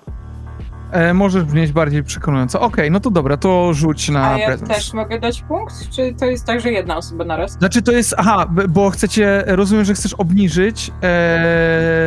Znaczy to nie wiem, czy Chcesz jeszcze jest obniż- potrzebne, nie? Znaczy pytam. Znaczy nie? one, raczej się to chyba nie będzie stakować, bo Okej. rozumiem, że ty chcesz wydać punkt, chcecie wydać punkt 1 cwaniactwa na obniżenie testu i ewentualnie jeszcze 1, żeby się stakowało, tak? Czyli żeby obniżyć test o -8 tak naprawdę, tak? A może lepiej zostaw na przerzut. Dobra. Czyli o A ile minus macie 4. jeszcze, bo tak, Kajtek, ty wydałeś tego jednego swojego. Tak, już nie masz. A nie, miałeś 3, czyli masz jeszcze 2. Z 3 mam 1 już, bo teraz drugi poszedł, żeby A. obniżyć test. Katia nie ma. Bałałajka, ile masz jeszcze tych punktów cwaniactwa? Ja w ogóle to 1 na starcie miałam, nie? Także... Okej, Bo to jest dobra. cunning, nie? Czyli masz jeszcze 1. No. Tak.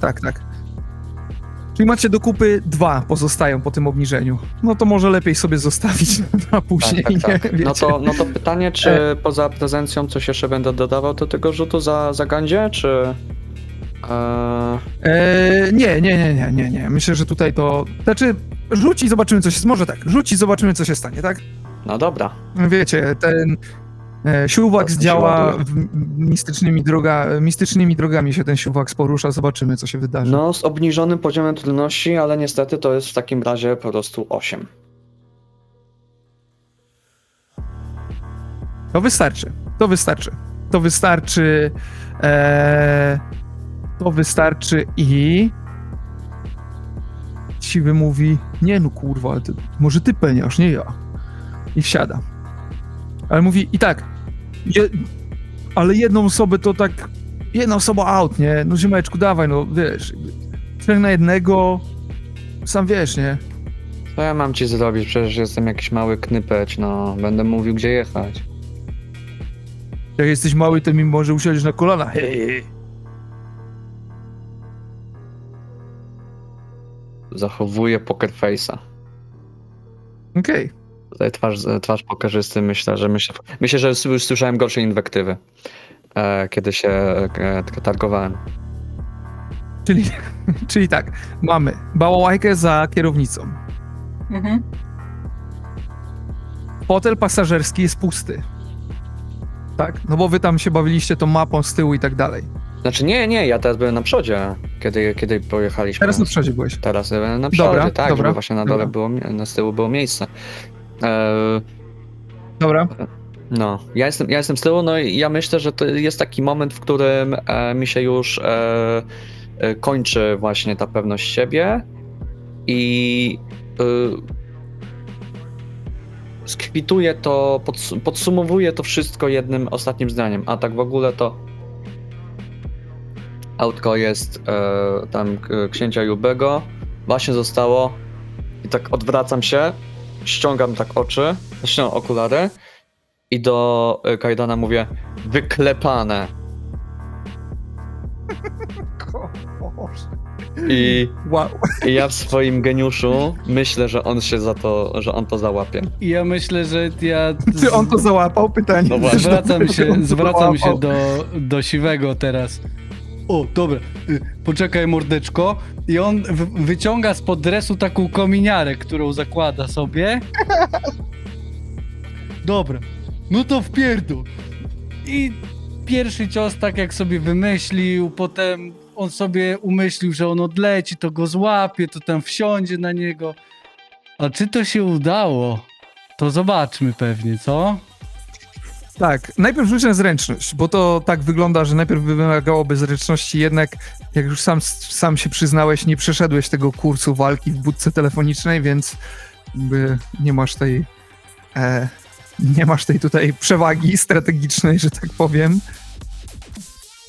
I to jest, mój drogi, 9 plus zręczność 9. Ostatecznie. Czekajcie, próbuję rzucić, ale... Aha, dobra. Udaje mu się absolutnie uniknąć twojego pierwszego ciosu i no macie jeszcze on w ogóle coś krzyknął, prawdopodobnie krzyknął na te swoje strażniczki, więc Bałałajka i Katia macie jeszcze tą jedną turę jakby przed tym, jak zacznie się walka. Chyba, że chcecie przerzucić, nie? Bo to jest, chyba, że macie jeszcze punkt trwania swoich, chcesz przerzucić, żeby realizować ten swój plan. Ja mam bardziej pytanie... Dobra, nie, bo Kups chciałeś coś powiedzieć. Nie, tylko że plan ciągle jest realizowany, szczęśliwa kominiarka nigdy mnie nie zawiodła, więc to, że on umknął jednego ciosu, to nie znaczy, że umknie wszystkich kolejnych. Bardzo ciekawe spojrzenie na rzeczywistość. Świeża perspektywa, można by powiedzieć nawet, ale... Bo tak, Okej. plan był taki, Dobra. żeby gadać i odjeżdżać, zrobić rundkę wokół bloku właśnie, no i podczas tej rundki, kiedy właśnie on będzie sam, a nie będzie obok tych Dobra, osób. rozumiem. Czyli on nie... Znaczy wiecie, on krzyczy tak czy siak coś tam przez te... Bo okno jest otwarte, rozumiem, wciąż. To bo tam teraz nie było, pytanie, że- czy słychać go przez tą furę, która jest tak głośna. Ta fura jest... Na pewno go nie słychać. Ta fura jest zbyt głośna, żeby było słychać cokolwiek. Zresztą nawet Bałałajka i ty mówisz, że siedziałeś też z przodu koło niej.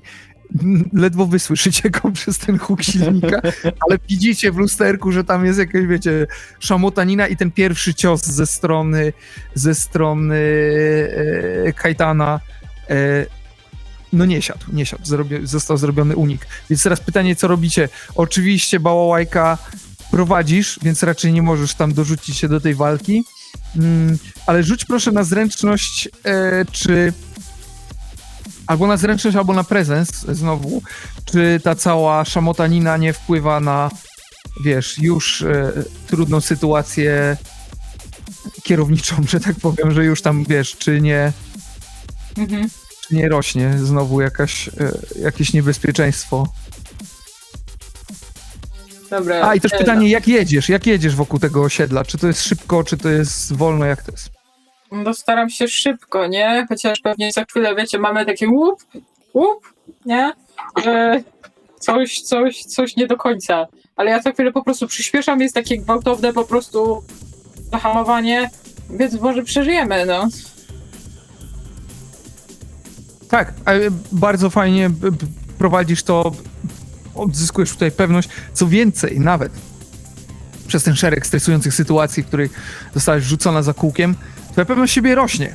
Jakby już na przyszłość trochę mniej będziesz miała tego niepokoju jadąc furą. Więc tutaj absolutnie panowanie jest dobre. Pytanie tylko, czy kontynuujesz kurs dalej wokół osiedla, czy gdzieś zbaczasz z tego kursu? Nie wiem, ze względu na tą sytuację w aucie, tak? Może powinnam. I tak, a on wrzasnął i ja widzę, że one lecą? Czy jeszcze nie? Nie widzisz nic. Po prostu tutaj jedziesz, na razie na osiedlu jest po staremu, czyli dzieciarnia, która cały czas patrzy za wami i coś tam krzyczy, bo podoba jej się ta fura, ale jedziesz normalnie. Na razie nie widać żadnych śladów zagrożenia.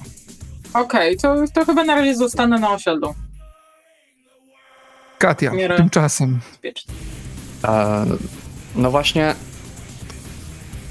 w tym moim pięknym planie ja teraz powinienem mieć Fajrant. I jakby załatwiłem, wszedł sam, jakby wszystko jest po blanciorku i tak dalej.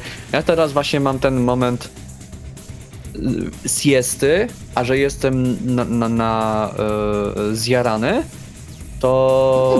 to ja myślę, że ja w tym momencie się tak rozlewam na tym fotelu na przodzie i mam takie, no, robot skończon, moja robota skończona, teraz nie mój problem i na razie w swojego przyjaciela wierzę i po prostu ja myślę, że ja patrzę przed siebie, kamera patrzy na mnie i jest ten moment, kiedy znika ostrość ze mnie, kiedy ja mam uśmiechnięte swoje kiełki, a z tyłu się dzieje wojna. Okej, czyli to jest taki, rozumiem. Ja myślę, czyli że jesteś wtedy- goblińskim ekwiwalentem mema z dziewczynką z płonącym budynkiem w tle. I wtedy padają te słowa: o kurwo, chyba te kursy kończyłeś walki, to ci nie pomoże. I pytanie, czy teraz jest jego kolej, czy to jest pora na drugi cios? Teraz czekajcie, ja już tutaj teraz jakby zaczyna się normalna walka, więc ja tylko zrobię rzut na inicjatywę, tak jakby. Soundtrack z Matrixa nam przygrywa, odrzuciłem niechcący 2 szóstki, jeszcze nawet ją wybuchłem niechcący. Zaczynacie wy, czyli jest wasza tura teraz. To jest kolejny cios, taka technika Takizamu, co mi ziomek pokazywał, że tam się przechwyca typa. Zręczność czy siła? Teraz już siła, bo to jest normalna walka i teraz już możesz użyć też maczety. Nie, maczeta to jest na specjalne okazje. Teraz to jest, wiesz, twarda bania, Teraz zaciśnięte pięści. Pięści, tak. Otwierasz mistyk, gdy atmosfera się zagęści, wiadomo. I mówiłem ci, że szczęśliwa kominiarka zawsze, bo ona nie spadła teraz przy tym ciosie i jest 20 naturalne. Jest 20 naturalny. Ogłuszasz go. Luję. Po prostu jest boom i jest ogłuszony. To teraz, bo macie teraz okazję do tego, żeby trochę, wiecie, zatrzymać sytuację. Możecie teraz sobie przemyśleć, co dalej, co się dzieje. Widzieliście? Widzieliście to? Widzieliście to? Widzieliście co? Ale mu zrobiłem. Ale zajebioza. Mój zieloniak. Mogę mu wsadzić palec do ucha, nie reaguje w ogóle. Tu. Nie, przepraszam, ja myślę, że tak na ciebie patrzę, mam zwężone oczy, ale źrenice mega rozszerzone, czerwone wokół. I jeszcze trzymam do tego dogasającego kiepa i mówię... Mój glanek. Dobra, co robicie? Czy bałałajka, czy się zatrzymujecie, czy jedziesz dalej? Jak to jest? No to dobra, chłopaki, to co teraz? Skręcać w ulicę? Jedziemy z nim, czy co z nim? No, No, w sensie ja już z nim pojechałem przed chwilą. no do wpierdollandu, tak wiem, ale... No ale Trzeba musimy mu- mu wyjaśnić, nie? Że kuzynkę, nie. No właśnie, on musi wiedzieć w ogóle kontekst, skąd ta plomba wyszła. Weźmy go, zwiążmy, zdejmy mu buty. Ja wiem. Tak, rób to, a my podjedziemy pod las i mu powiemy, że jak będzie się interesował tą koleżanką, to go zrobimy jeszcze raz, tak? I wsadzimy do lasu, a on z lasu nie wyjdzie. Czyli Okej. absolutnie nie ma takiego do roboty, a nie, ale trzeba mu powiedzieć. Dobra. Dobra. Cucicie go. O, cześć kurwa, cześć kurwa. Ty, O co tu chodzi? O co tu chodzi? masz przebierane brudasie. Tak patrzę, czy moje towarzystwo zaakceptowało obelgę. Masz jedną opcję. Zostawiasz ją w spokoju, a jak nie, to do lasu pójdziesz. Ale kogo? Kogo mam zostawić w spokoju? Moją kuzynkę, nie? No mów. Kuzynkę? No ty mów. Tę Olkę od Janusza? No. To. Ale ona mi w chuj hajsu wisi. Ona ci teraz już nic nie wisi w chuju.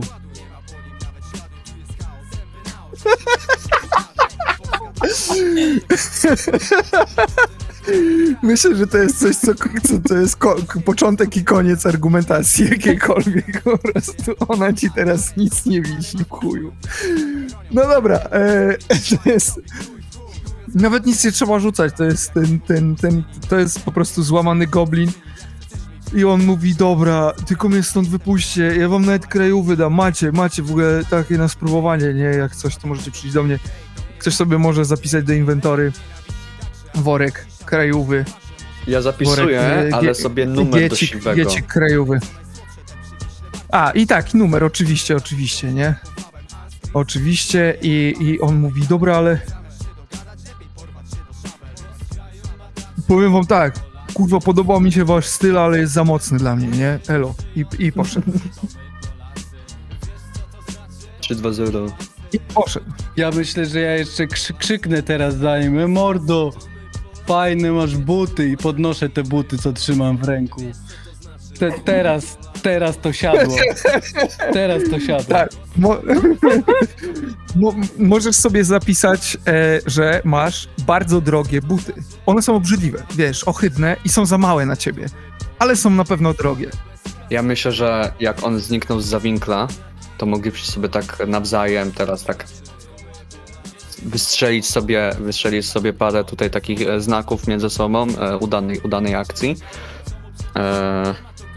Co to? Jedziemy do tego Mariana oddać brykę, czy co robimy? No jedziemy, nie? Super. A potem wpadamy do Janusza i mówimy, że już wszystko git, wszystko cacy, nie? No, dobra, to... No i trzeba będzie pana Janusza pochwalić, że taką dobrą robotę zrobił ze samochodem. No. Nie no, to trzeba tam wspomnieć, nie? Dobra, podjeżdżacie do Mariana. Tam jest zgoła inny klimat niż u Janusza. U Janusza taka, wiecie, rodzinna firma, nie? Zdjęcia z wakacji, Na tym kalendarz jest w ogóle od strażaków, wiecie o co chodzi. Jest tam bardzo, bardzo pozytywna atmosfera. U Mariana leci w ogóle jakaś goblińska muzyka, jakaś taka ciężka, wygrzewowa muzyka goblińska. Siedzą jakieś szemrane typy i tepiary, palą kiepy i jointy. Ktoś tam, wiecie, gra w kości i rzuca różnymi walutami. Na ścianach są w ogóle plakaty roznegliżowanych trollic. Jest krzywo, jest tak opresyjnie wręcz. Marian to jest w ogóle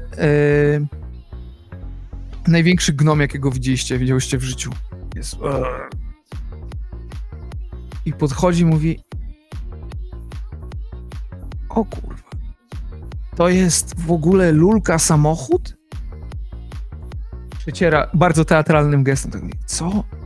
Co wyście kurwa z nim zrobili? Co to on jest nasrany na tych drzwiach i masce? Co to jest?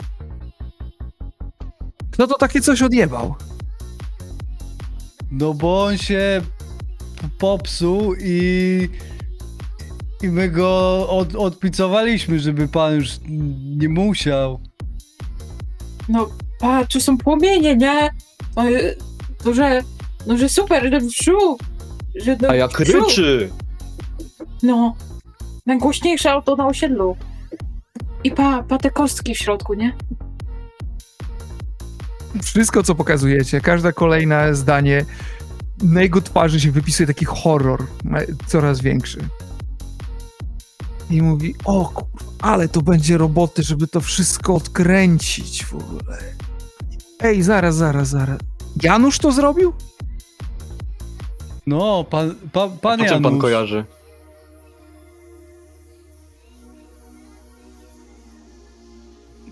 Dobra fachura, no nie? Ja tak po karoserii szukam jakiegoś podpisu, tu był Janusz czy coś takiego. Jest na dole, przy tylnej prawej oponie, jest takie właśnie takie by Janusz, ale by jest napisane B-A-J, by Janusz, nie? I jest taki ludzik wiecie, taki stick, nie? Taki po prostu, wiecie, Z no... uszkami jak antenę. Tak. Jest mówi: dobrze, i Marian tak wzdycha ciężko, mówi: dobrze, że Janusz to ma immunitet, bo kiedyś coś zrobił dla Jubego i ekipy, bo normalnie to już by tam chłopaki jechali, nie? Normalnie, ale... Ale my mu podziękujemy sami, nie? To nie trzeba się fatygenować tam. Dobra, dziękuję. Zjeżdżajcie stąd, zanim mam jeszcze do was cierpliwość, bo naprawdę. No, Dobra, to jest załatwiona sprawa. Czy jeszcze coś chcecie u Mariana w warsztacie zrobić? A ten chłop, co nam dawał ten samochód, to nie mówił, że my tu coś mamy dostać? Gdzieś? Jakąś robotę? Nie, powiedział, że macie go odstawić tam, nawet go nie mieliście naprawiać, więc to już była wasza własna inicjatywa. Wyszło jak wyszło, oczywiście. ale to... Teraz, ale... Macie się z nim spotkać w banderodzie, w barze, wieczorem. Mamy No już tak, koło tak. 21, bo ta cała Dobra, epopeja trochę trwała. ja wiecie, myślę, że ja nie będę kusił losu i nie będę się tutaj targował z panem Marianem.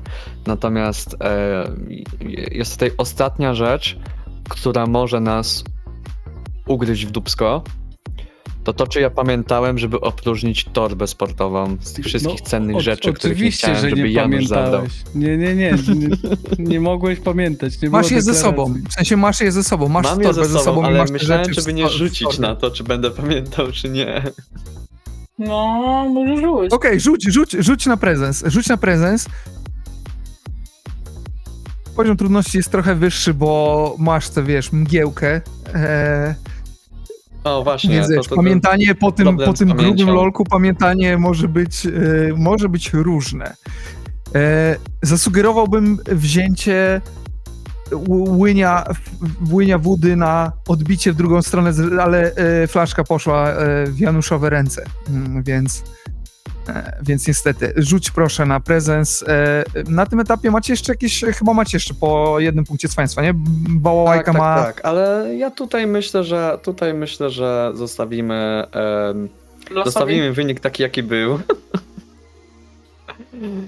Bo Nie była pamiętałeś. poddycha. Te rzeczy są w tej torbie. Nie, absolutnie, te rzeczy nie, są w tej absolutnie torbie. nie. Ja wręcz jeszcze sobie poprawiłem takie, ale to ciężkie. Tak. Tak, dokładnie. I słuchajcie, co dalej? Bar jest kawałek. Nie macie fury. Na nogach to będzie z jakąś 45 minut spacerem. A może by zagadać do tego majstra, żeby nas ten podwiózł? Obawiam się, że nie macie za bardzo, że tak powiem, soft power, żeby go przekonać do tego. Myślę nawet, że powrót w tamto miejsce może poskutkować jakąś agresywną reakcją. Albo ze strony Mariana, albo ze strony tego szemranego Okej. towarzystwa, które się tam Nie ma bujało. problemu. Kajtan, wyciągamy mapę, idziemy na skróty. A może... To jest bardzo możliwe, w sensie, że ta mapa, ona do tego służy, żeby pokazywać te... I rzeczywiście są takimi podziemiami, którymi możecie przejść. Jest jakby na przełaj droga przez miasto, bo tutaj możemy się posłużyć mapą. Czy chcecie wam zrobić screen sharing, czy... Nie. Ale ja mam też inny pomysł. Bo jeżeli potrzebujemy środka transportu, to w sumie jest to bajkowa sytuacja. I patrzę na bajkę. No. To. No, No. Możesz ukraść jakąś tam. Mogę. To patrzę za taką oczywiście dużą spoko furą, że dużą -2 furą. Ja mam pytanko do ciebie Lenko. Tak. Dlaczego Bałałajka akurat sobie upatrzyła duże auta jako swój target? Jest za tym jakaś historia? Ja myślę, że w pewnym momencie po prostu Katia, żeby tak tą ciszę przełamać, to kiedyś cię o to spytał, kiedyś cię o to zagadał. Duże... Bo no... Nie wiem, lubię duże. No. Po prostu lubię duże i myślę, że to sporo... No bo się mówi, że coś się sobie nadrabia, nie? Jak się ma duże. I ja coś chyba nadrabiam, nie? Że lepiej. Jak duże. Też. Tak to działa, nie? Nadrabiam? No, słuchaj, to jest między tobą a twoimi bóstwami, nie? Ja tutaj nie wchodzę w te sprawy, ale jest tutaj w okolicy jest busik. Jest busik. Właściwie rączki świeżbią. Problem jest taki, że to jest busik Mariana, bo jest logo warsztatu. Swoją drogą ten logo warsztatu wygląda tak, że jest orcza czaszka i takie 2 skrzyżowane klucze francuskie pod nią. Więc pytanie, czy chcecie się w to bawić, bo oczywiście możesz spróbować rozpracować. Problem jest taki, że żadnego innego dużej fury tutaj w okolicy nie ma. Dobra, to co robicie? Czy rzuca Bałałajka na włam do wana? Ja tutaj podyktuję podyktuję tutaj swoją ignorancję po prostu jazdą kradzionym samochodem. To dla mnie jednostrzały to jest jazda z kradzionym samochodem, więc Łajko, rób co chcesz. Ja teraz jestem zajęty, żeby z jaranym patrzeć w mapę. Dobra. Jest na co patrzeć, jesteś Dobra, no w takim wkręcony razie totalnie. No to rzut na Próbuję tym. zręczność na 10, poziom trudności 10, ponieważ masz -2 do poziomu trudności. Normalnie to jest zręczność 12, to nie ma żadnych specjalnych zabezpieczeń ani nic, to jest zwykły zamek w samochodzie i to jest też takie coś, że od razu też będziesz mogła to odpalić. To nie jest tak, że osobno byś musiała rzucać za to połączenie kabelków czy coś. Po prostu robimy jeden rzut na zręczność, że masz specjalizację w kradzieży dużych aut, to poziom trudności wynosi 10. Dobra, to 13. Pięknie. Otwierany zamek to jest jak piękna melodia. Otwiera się pyk. I w schowku są kluczyki z jakiegoś powodu, ale są. Oprócz tego jest jakieś cygaro niedopalone, jakieś obrzydliwości też tam są. Ale tak, możecie ruszać tym vanem. Jest pytanie, gdzie jedziecie.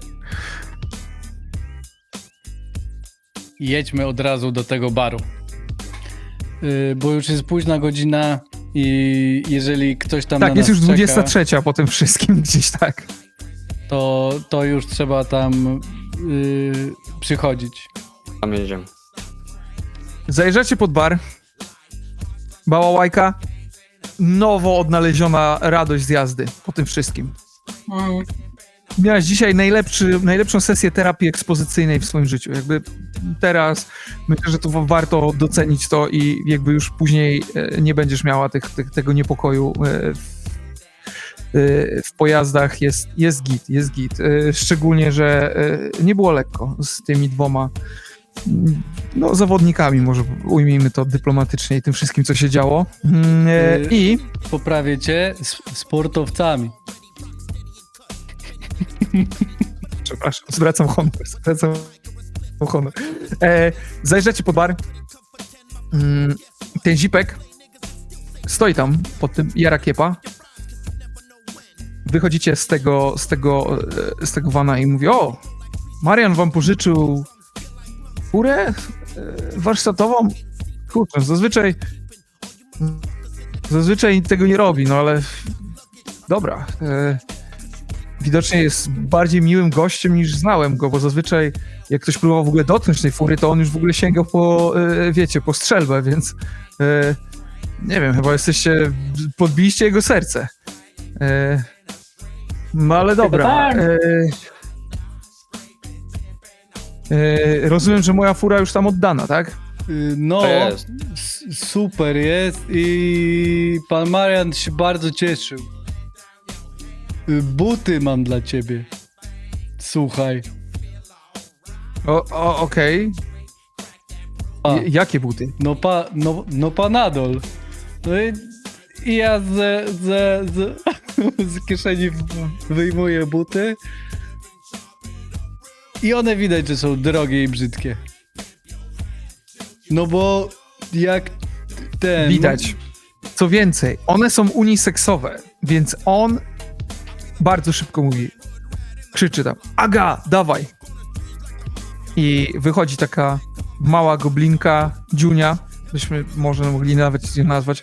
Ma kolczyki, gigantyczne złote kolczyki, fenomenalne pazy, wiecie, takie po prostu, to jest żelowe plus, to jest po prostu... I Aga mówi: wow, zajebiste. I tam: kocham cię, misiu, i całuje tego ziomka, który wam się jeszcze nie przedstawił, nie? I no, porusza wasze serca ta cała wzruszająca scena, ten pokaz czułości w nieczułym świecie. I ten nienazwany zbir bez słowa was zaprasza i wchodzicie za nim do baru. Bar jest... Wbrew temu, co ta banderoza, duży budynek, w środku jest bardzo ciasno, jest nadymione i siuwaksem, i fajami, i to takimi naprawdę ordynarnymi, bez filtrów. Smród potu oczywiście też. W lożach siedzą oskurowane postaci bandyckie wyższego rzędu, ich pomagierzy, ich pomagierki, bardziej się przy barze i ten wasz zbir nienazwany mówi: kolejka dla moich nowych przyjaciół. Najlepszego orczego rumu. I jest tam rozlewany ten rum i pijecie te szoty. Zaczyna się kreować całkiem miły wieczór. Do momentu, w którym w drzwiach staje Marian i jego ekipa i mówi: to wy, kurwa, mi podportoliliście mojego vana. To będzie dalej. Możecie się dowiedzieć, prowadząc sami Slavborga, albo nawet czy to właśnie online, a najlepiej z grupą znajomych. Zainwestujcie w dobre dresy, w kominiarki i możecie wziąć udział w tej przygodzie samodzielnie. Właśnie na Kickstarterze jest nasz starter / kampania do Slavborga i można zacząć przygodę i przerobić własne doświadczenia lat 90. i 2000 z bandyckimi goblinami, a ja serdecznie dziękuję RPGowej Lence, a.k.a. Bałałajce, Kupsowi, a.k.a. Kajetanowi z niemym E i Enterowi, a.k.a. Kati. To był Slavborg. Elo!